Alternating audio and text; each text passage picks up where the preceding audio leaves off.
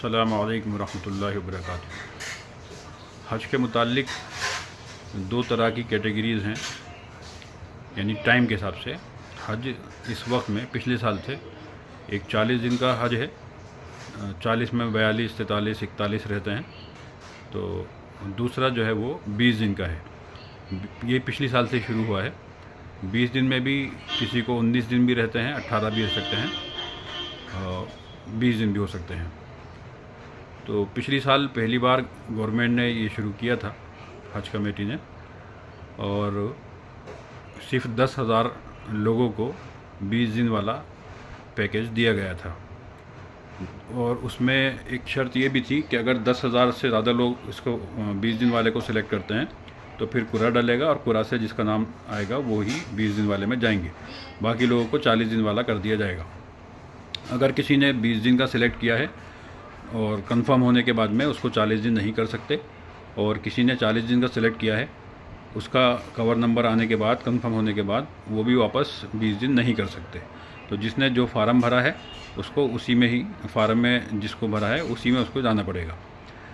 अगर 10,000 से कम रहते हैं तो सभी का नंबर आ जाएगा, 10,000 तक रहते हैं तब भी सबका नंबर आएगा। लेकिन अगर 10,000 से ज़्यादा हो जाते हैं तो पूरा से सिलेक्ट करना पड़ेगा, किया जाएगा।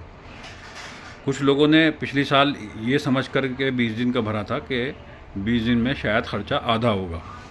कुछ लोगों के जहन में बात थी, तो उन्होंने इसलिए 20 दिन का भरा कि ख़र्चा कम होगा।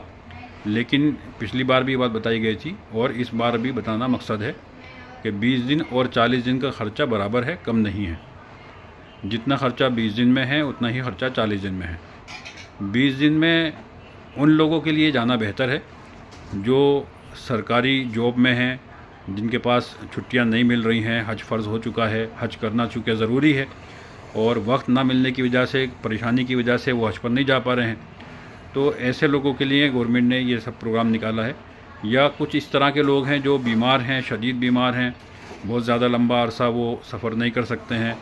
पिछली बार भी जैसे एक साहब डायलिसिस पे थी, उनकी वाइफ, तो वो 20 दिन के लिए गए। तो ऐसे लोगों के लिए तो 20 दिन ठीक है, वरना तो फिर अगर ऐसा कोई मसला नहीं है तो फिर 40 दिन वाला ही सेलेक्ट करना चाहिए, ऐसी मेरी राय है। इसलिए कि वहाँ उस दर पे हाज़िरी होना ये कोई मामूली बात नहीं है। जितना ज़्यादा वक्त वहाँ गुजर जाए अच्छी बात है, ख़र्चा भी पूरा हो रहा है और वक्त भी कम मिले, तो ये जो है मुनासिब नहीं है। तो मेरी राय ये है कि जिन लोगों को कोई परेशानी ना हो तो वो 40 दिन वाले को ही सेलेक्ट करें, और अगर कोई मजबूरी है, परेशानी है, तो फिर वो 20 दिन वाला सेलेक्ट